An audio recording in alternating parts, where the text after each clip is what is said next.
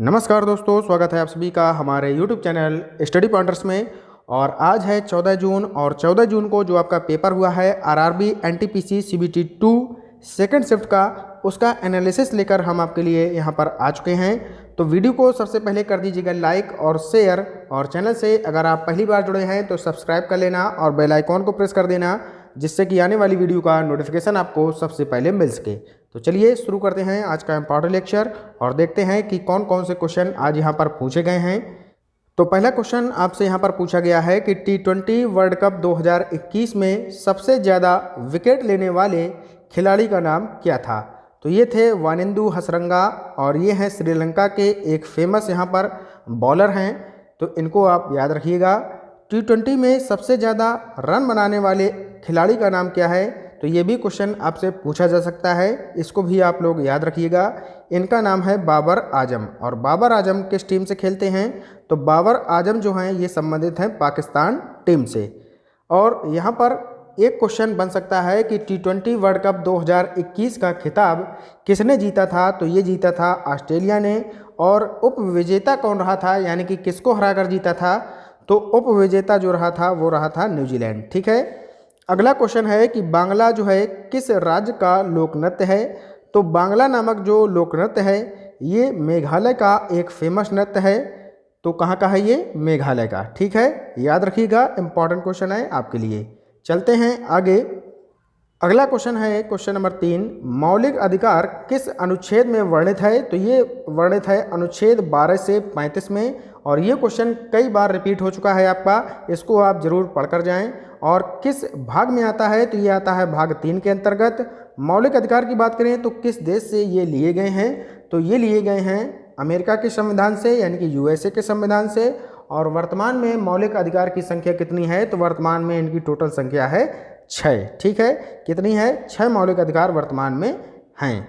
अगला क्वेश्चन है कि पेनिनसुला बीच रिसोर्ट कहाँ पर है, तो पेनिनसुला बीच रिसोर्ट जो है ये गोवा में है। बहुत ही अच्छा क्वेश्चन है।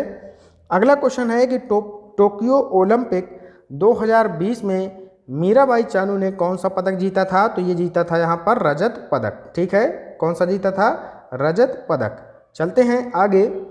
अगला क्वेश्चन है अंडर 19 वर्ल्ड कप 2021 के फाइनल मैच में किस खिलाड़ी को मैन ऑफ द मैच दिया गया था, तो यहाँ दिया गया था राज बावा को। और ये जो है भारत देश की हैं। और विजेता टीम कौन रही थी, तो विजेता टीम यहाँ पर अपना जो है यहाँ पर इंडिया यानी कि भारत रही थी, और उप विजेता रहा था यहाँ पर इंग्लैंड।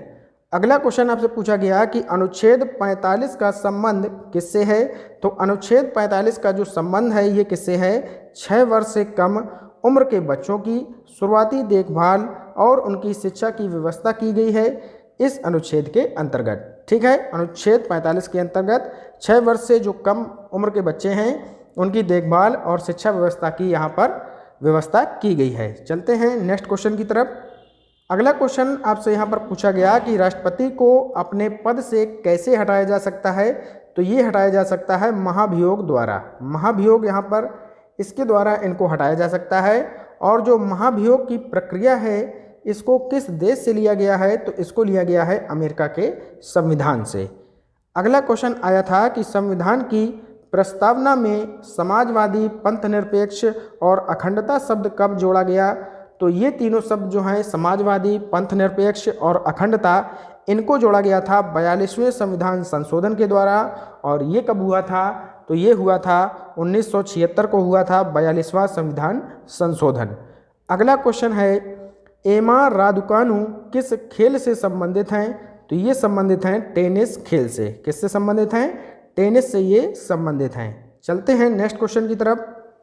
अगला क्वेश्चन है समवर्ती सूची किस अनुसूची के अंतर्गत आता है, तो ये आता है 7वीं अनुसूची के अंतर्गत। और वर्तमान में इसमें टोटल 52 विषय हैं। और अगर बात करें कि पहले कितने थे, तो पहले जो है इसमें 47 विषय आते थे।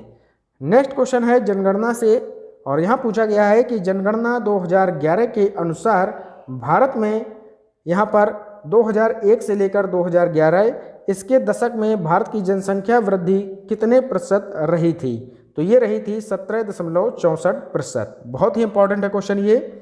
अगला क्वेश्चन है 2021 में भारत में सबसे ज़्यादा आयात किस देश से किया है। तो यहाँ पर आपको बताना है कि भारत ने जो है सबसे ज़्यादा जो आयात किया है वो किस देश के साथ किया है, तो ये किया है अमेरिका से। ठीक है, अमेरिका इसका राइट आंसर हो जाएगा। चलते हैं आगे। नेक्स्ट क्वेश्चन आपके सामने आ चुका है कि 20 फरवरी 1947 को भारत को आज़ादी दिलाने की घोषणा किसने की थी, तो ये की थी ब्रिटेन प्रधानमंत्री क्लेमेंट एटली ने। किसने? ब्रिटेन के जो प्रधानमंत्री थे क्लेमेंट एटली ने की थी। अगला क्वेश्चन है, फिर से ये करंट का क्वेश्चन यहाँ पर पूछा गया कि टोक्यो पैरा ओलंपिक 2020 में स्वर्ण पदक जीतने वाली भारत की पहली महिला खिलाड़ी कौन बनी थी, तो ये बनी थी अवनी लखेरा। अवनी लखेरा बनी थी स्वर्ण पदक जीतने वाली भारत की पहली महिला।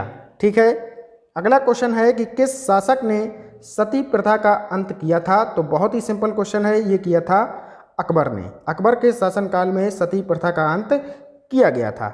चलते हैं नेक्स्ट क्वेश्चन की तरफ। अगला क्वेश्चन आपके सामने है कि कौन सा कवि अंधा था। बहुत ही सिंपल क्वेश्चन है, तो सूरदास जो हैं ये एक जो कवि थे ये अंधे थे। नेक्स्ट क्वेश्चन आपके सामने है कि Dada Saheb Phalke international film festival award 2021 किस सर्वश्रेष्ठ अंतर्राष्ट्रीय फिल्म को दिया गया, तो ये दिया गया था पैरासाइट को। किसको दिया गया था? पैरासाइट को दिया गया था।